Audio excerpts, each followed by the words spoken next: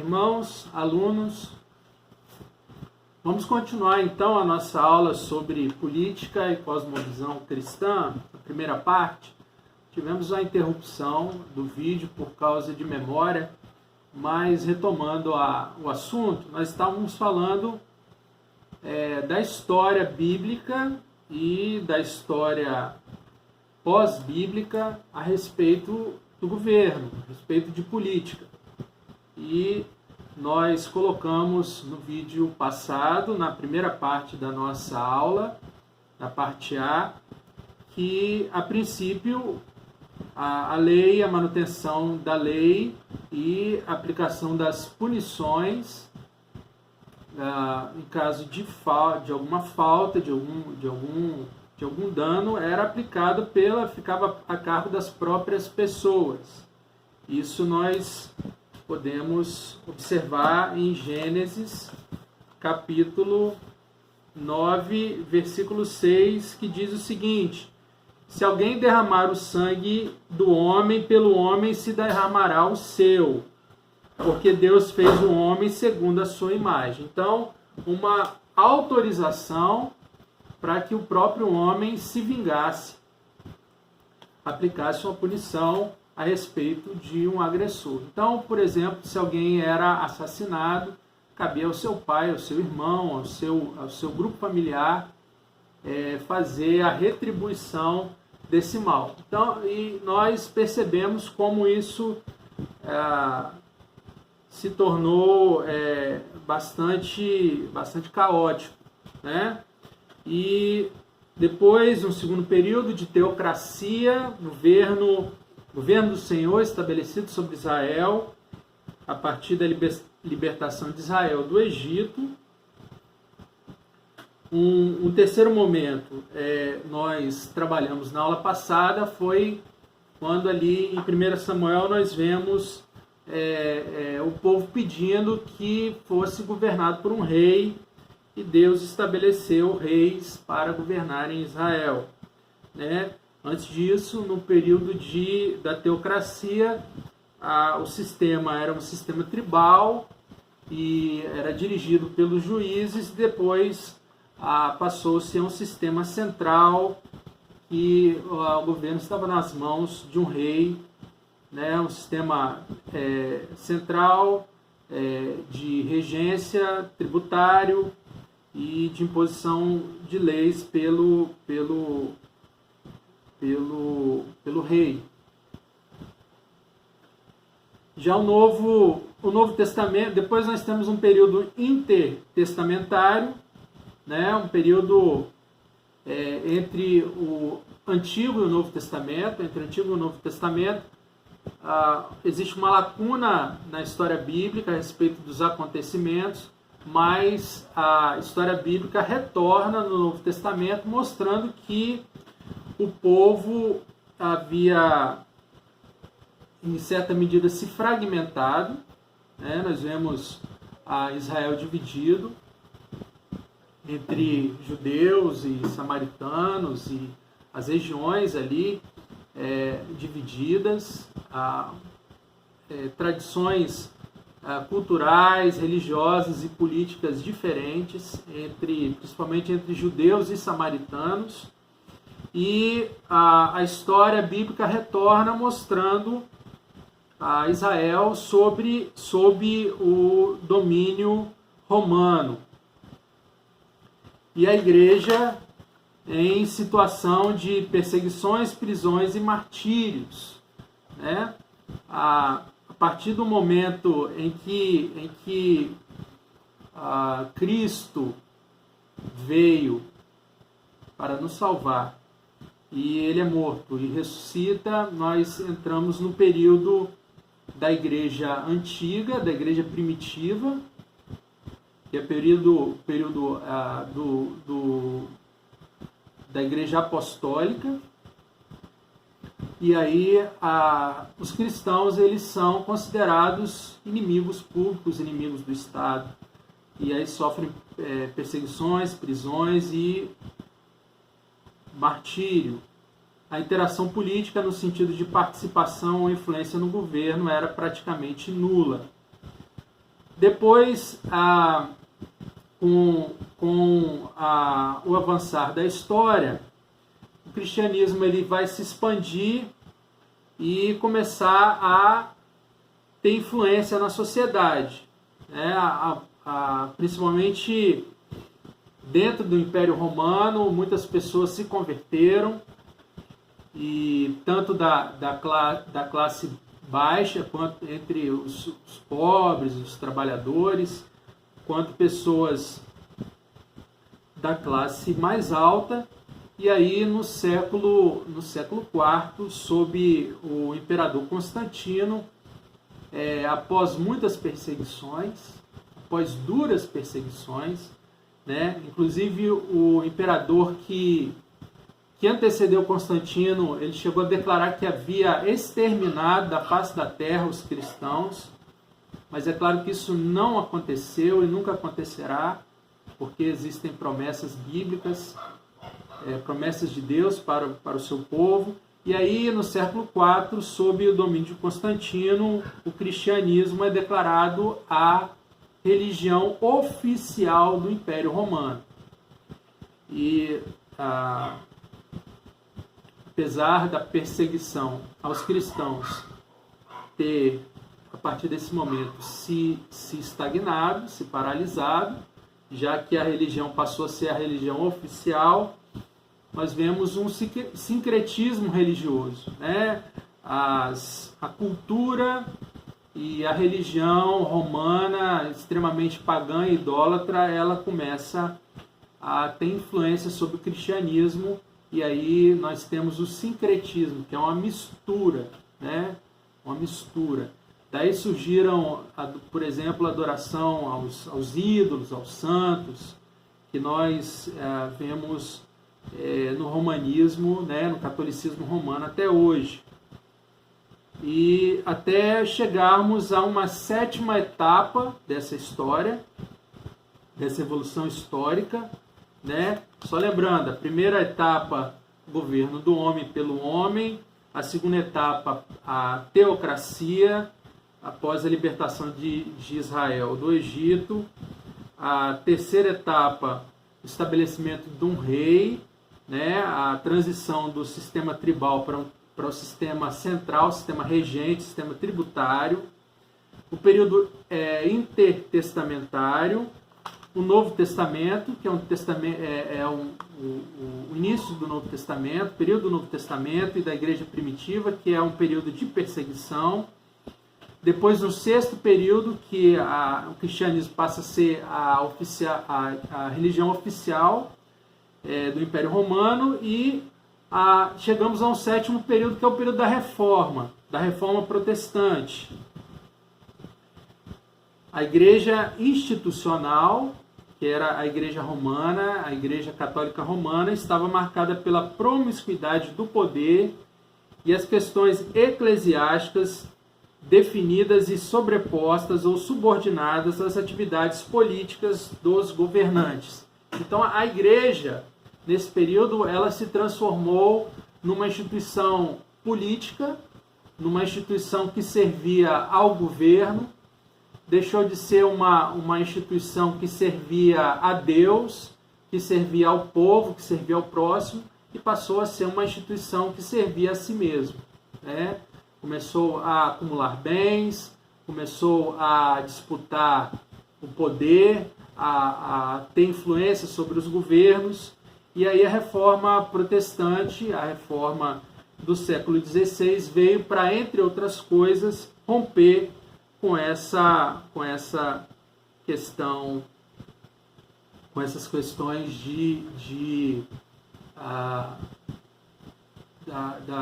do fato da igreja ter se perdido na história, segundo o seu propósito, segundo aquilo que foi estabelecido por Deus, né? Mas a ênfase à palavra de Deus como fonte básica de instrução e autoridade, e o rompimento com a tradição e o modus vivendi, tendo do clero tanto do clero como dos governantes, levaram os reformadores a uma visão bíblica do Estado e da política. Então, com a reforma, a Bíblia ela passa a tomar se tornar o ponto central da instrução para princípios éticos, para o modo de vida, e a igreja ela volta a se preocupar não consigo mesma, mas a se preocupar com a evangelização. Temos então o início da tradição reformada, em que na Escritura são buscados princípios de interrelacionamento social e ético que norteiam o povo de Deus em suas atividades do dia a dia, inclusive na política e na sua relação com ela. Podemos estudar nesse período também falhas, né? Entre os reformadores nós vemos também falhas. Os anglicanos, por exemplo, a igreja que durante a reforma foi estabelecida na Inglaterra, né? A Inglaterra rompeu com Roma, a Inglaterra rompeu com o Vaticano, estabeleceu sua própria igreja, e a igreja da Inglaterra ela é uma igreja que é serviçal do governo, é uma igreja que é uma instituição política. Também temos a tradição dos puritanos, né? Os puritanos eles tinham uma visão bastante conservadora da Bíblia a respeito da lei de Deus, e nós vemos principalmente na migração dos puritanos do Velho Mundo, da Europa para os Estados Unidos, estabeleceram ali colônias. A tradição puritana é uma tradição de formação da cultura e da história norte-americana, mas nós vemos também que houveram abusos, né? Quando nós estudamos, por exemplo, a história de Salem e outras colônias da Nova Inglaterra, nós vemos que eles viviam de uma forma extremamente rigorosa e não dentro de parâmetros aceitáveis dentro daquilo que Jesus Cristo nos ensinou a respeito do amor, da tolerância, do respeito para com as pessoas mais frágeis. Então, nós temos essas vários períodos históricos em que o governo é organizado de várias formas diferentes, mas nós vemos sempre o governo como algo presente na história da igreja, na história do povo de Deus.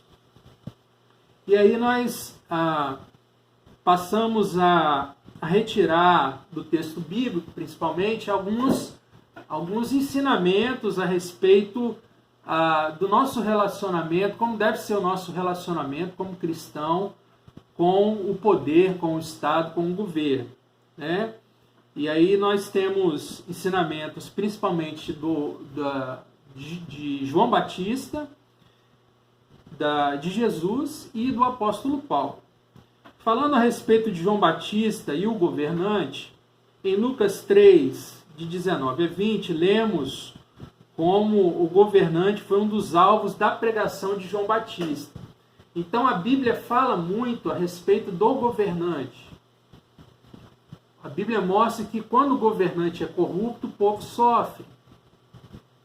E os profetas, na Bíblia, os apóstolos, né, as autoridades eclesiásticas, eles serviam como um tipo de voz da consciência do governante.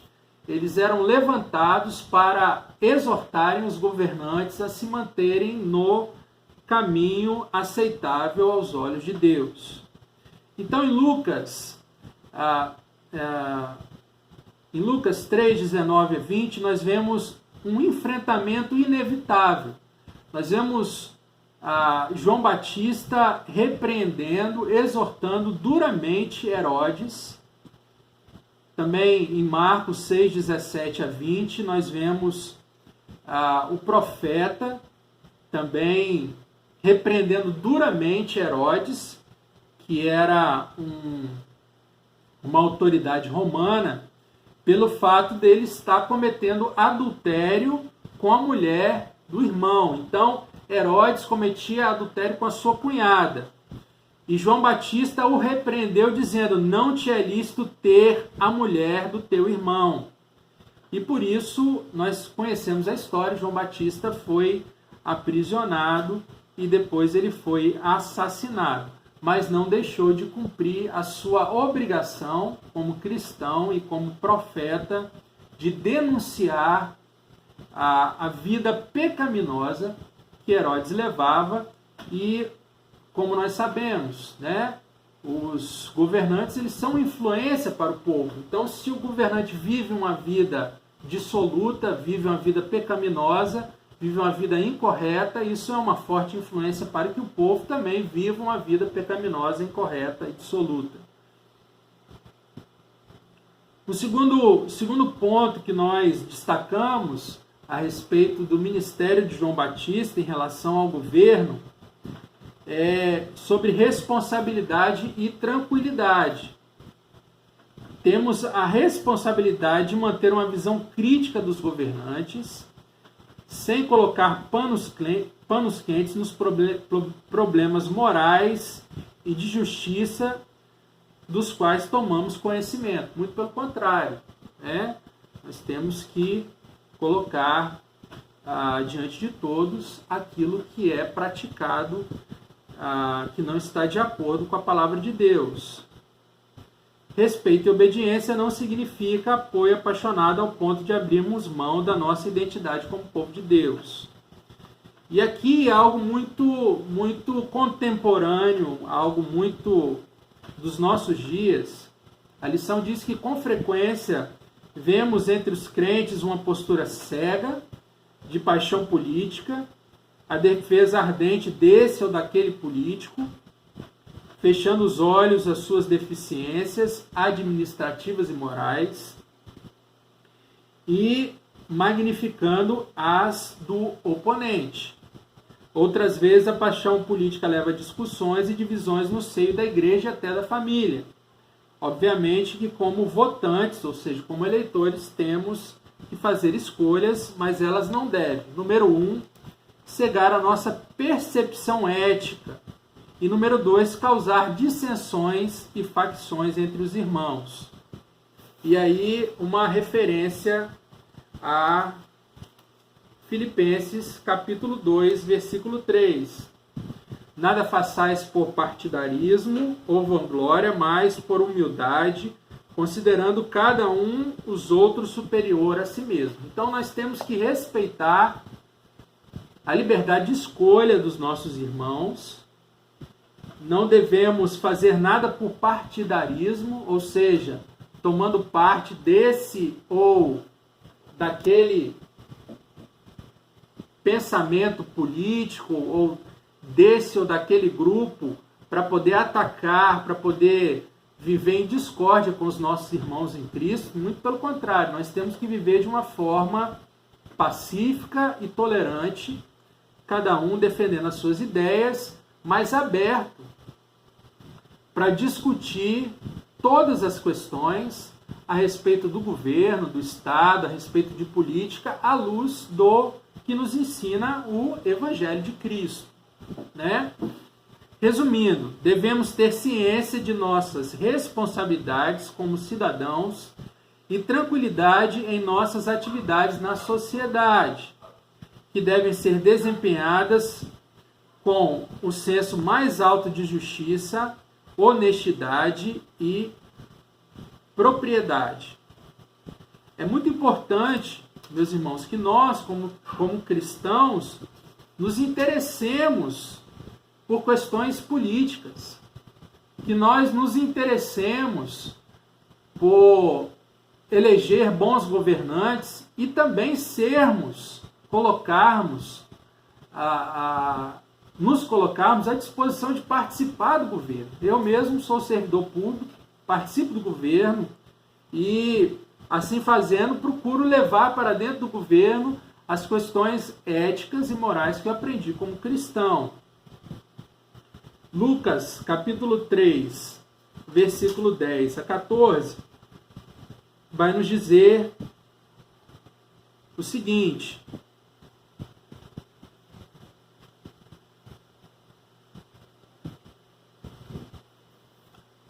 pregação de João Batista.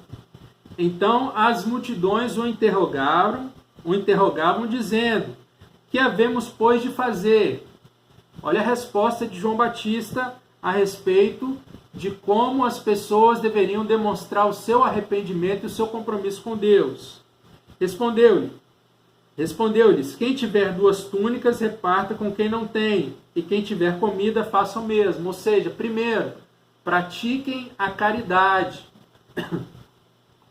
a justiça social, o amparo àqueles que padecem por necessidades, deve ser praticado por cada um de nós, pela igreja, pelos cristãos.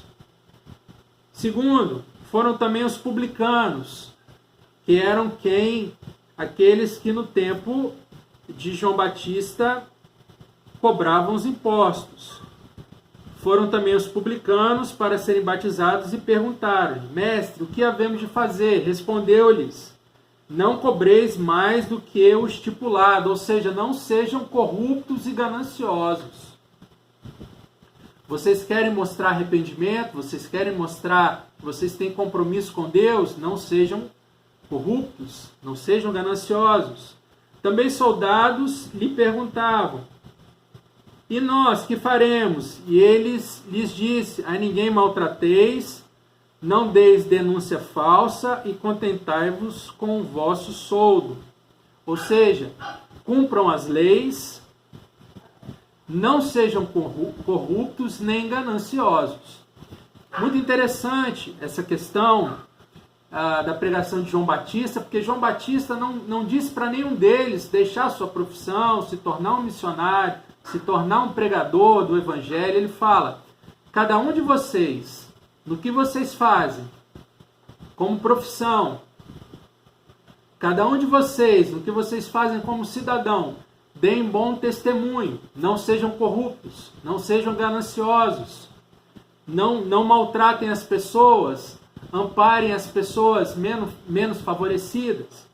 E, infelizmente, nós temos uma corrente política, ideológica, hoje muito disseminada, principalmente pelo pessoal da esquerda, pelo pessoal marxista, que se preocupa muito em criticar o governo, criticar as instituições, dizer que o governo tem que mudar, as instituições têm que mudar, os governantes têm que mudar, e os cristãos pregam que o ser humano, eu e você, temos que mudar. Se eu mudo, se eu me torno um cristão melhor, se eu me torno uma pessoa mais correta, mais justa, mais preocupada em amparar o próximo, que não é uma obrigação só do governo, não é uma obrigação só do Estado, mas é uma obrigação do cristão. Não é uma obrigação só da igreja, mas é uma obrigação de cada um de nós individualmente. Ampararmos as pessoas menos favorecidas, sermos justos, não sermos corruptos, cumprirmos a lei. Quando nós individualmente melhoramos, nos tornamos mais semelhantes a Cristo, o nosso país melhora, o nosso governo melhora, a nossa sociedade melhora. É isso que os cristãos pregam, que cada um de nós, precisa ser mais semelhante a Cristo.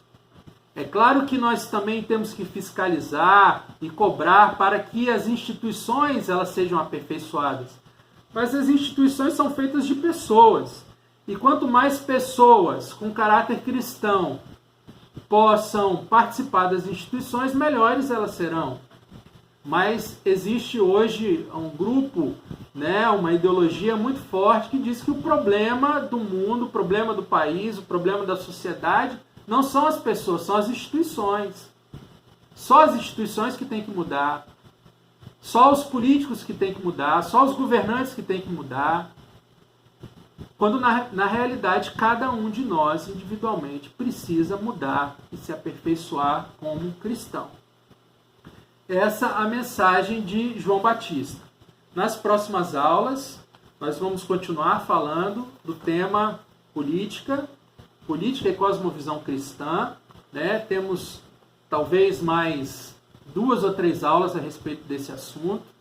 Vamos estudar aquilo que nos ensinou Jesus Cristo, vamos estudar aquilo que nos ensinou o apóstolo Paulo, também os reformadores, e vamos avaliar a nossa vida, a nossa sociedade, a conduta de cada um de nós. Me permitam agora finalizar e orar por cada um de vocês. Senhor, te agradeço por mais uma aula que é ministrada aos meus alunos queridos. Que a graça do Senhor, teu poder, a tua misericórdia e o teu livramento esteja sobre a vida de cada um deles. Nesse momento difícil de pandemia, nós pedimos que o Senhor proteja cada lar da nossa igreja, começando pela família do pastor, dos presbíteros, diáconos, professores, líderes, a vida dos nossos alunos, principalmente os nossos jovens, aqueles que estão trabalhando, que estão enfrentando de frente esse vírus terrível, que eles recebam o livramento e o cuidado do Senhor. Abençoa a nossa vida espiritual, nos dá uma visão de sociedade conforme a tua palavra e, acima de tudo, que nós possamos julgar a nós mesmos, como nos exorta a palavra do Senhor, para sermos pessoas mais de conformidade com a tua vontade, mais de conformidade com a imagem de Cristo. Abençoa-nos assim, em nome de Jesus. Amém. Meus queridos alunos, Deus os abençoe. Uma boa noite, um bom domingo, um bom descanso e que a paz do Senhor esteja sobre vocês. Amém?